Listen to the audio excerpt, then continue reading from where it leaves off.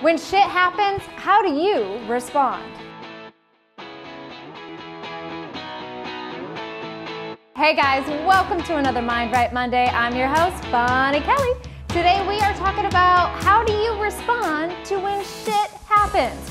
Yes, I'm gonna Forrest Gump the heck out of this video today that literally shit happens. There's so much in our life that we cannot control. We can't control other people's emotions and their behaviors and their moods. Sometimes your boss is going to come down on you. Sometimes bad things happen to good people. Sometimes people that we love get hurt or injured or pass away. There are losses in our finances, or our vehicle breaks down when we don't have the money to fix it. We lose our jobs, or we face controversy, or our kids are not listening and they're making mistakes and you see them going down the wrong path. When shit happens, how do you respond?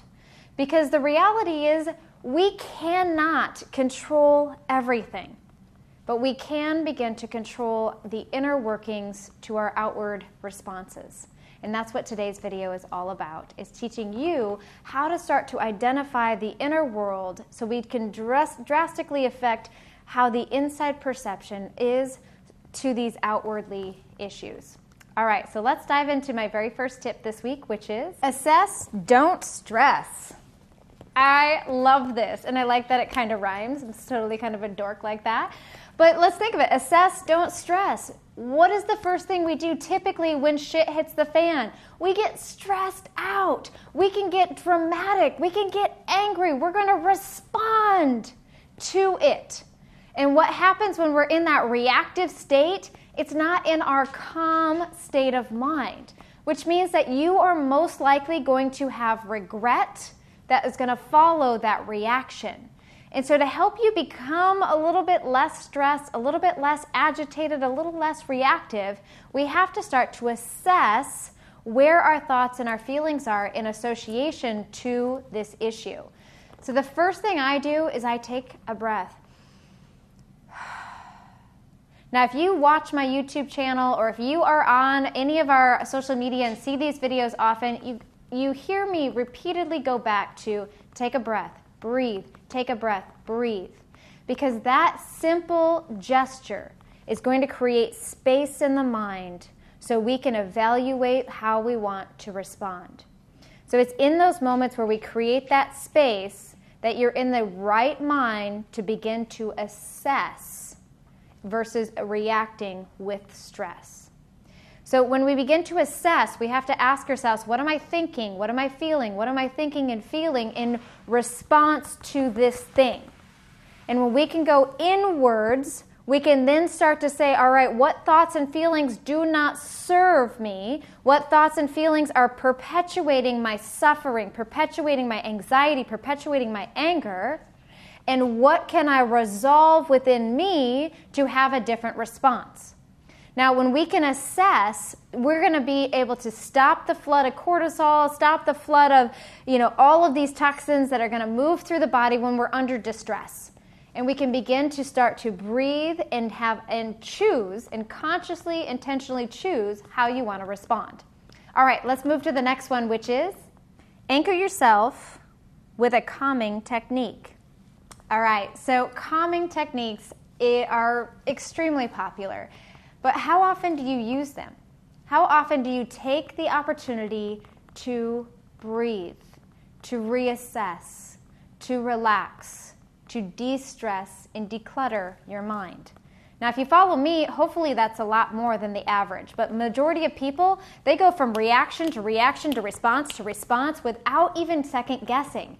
They get off sometimes on that ability to be able to navigate through this stuff and move to the next thing, and they don't give themselves space and time to say, whoa, how am I participating? How am I participating in this constant flood of negativity and stress and anger and frustration and drama that continues to plague my life over and over and over again?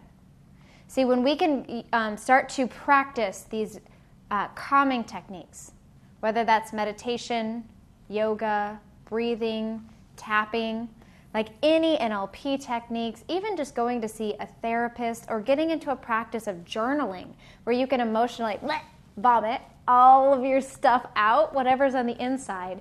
It gives, again, that space in between what's happening on the inner world and how we respond on the outer world. So when shit happens, we need to create a gap.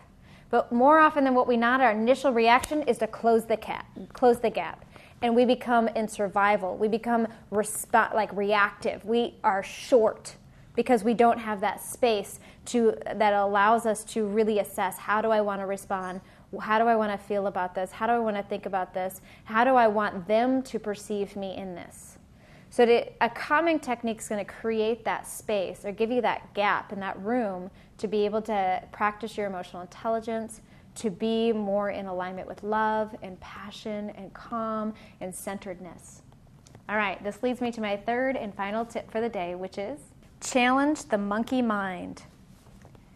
All right, I don't care what you want to call it. You can call it the monkey mind, the inner critic, the inner gremlin, the negative self, whatever you want to call that secondary voice inside of your head that is constantly feeding your thoughts and feeding your feelings and driving your actions. Whatever you want to call it, we need to begin to challenge that. Because again, when we don't have that space in the mind, the monkey mind is just going based on a reactive response. That inner voice is just going to be like, don't take that, push them back. Who do they think they are? You deserve better than this. You need to walk away. Ah! You hear the stress? Do you hear the anxiety? That inner voice is not being challenged, and we're allowing it to take the steering wheel and drive any way we want it. And that driving is hectic and out of control. And it's like letting a drunk driver who has had way too much to drink take control of your steering wheel. You're going to end up against the rails. You're going to end up smashing into another car. And it's going to lead to regret or grief, or you needing to apologize because you're going to be reactive and short and agitated, and you'll accidentally hurt other people. So we have to begin to challenge that inner voice. But the only way to do that is if you have space in between the shit that happens and what's going on in the inner world. So what we have to do is, as that inner voice starts to flare up, we have to say, yes, that is true. I do deserve better. Yes, that is how I could respond. Yes, that is that is one way of looking at this. What are some other ways we can think about this? Did you hear what I did there? I validated the inner critic, and then I went into what are some other options. Now, the reason why we do that is because if you tell the mind, stop thinking that way, stop perceiving that way, stop acting that way, all your gremlin's going to do is get louder and get stronger, because the inner critic's saying, you are not hearing me. Even though you're saying, yes, I do, stop, stop, stop, and all it hears is keep going, keep going, keep going. We need to validate that, yes, this is a threat. Yes, whatever happened could cause us financial despair, could cause us pain, could cause us something. Yes, you're right. So what do we choose to do about it? And now you put yourself back in control, where we're reasoning with the reasons. You reason with the reason that the gremlin gave you, the critic gave you, the monkey mind gave you. And by doing that, we are entering into that space that happens from the inner world in conjunction to the outer world responses. All right, so hopefully you guys have learned something today. It has been my honor to be here with you for this week's episode of Mind Right Monday. Don't forget, we have some amazing freebie gifts for you. If you travel over to bonniekelly.me, you're going to be able to find access to all kinds of amazing resources to help you continue to evolve and to grow and to be in the expression of the best version of yourself imaginable. Until next time, I'm Bonnie Kelly.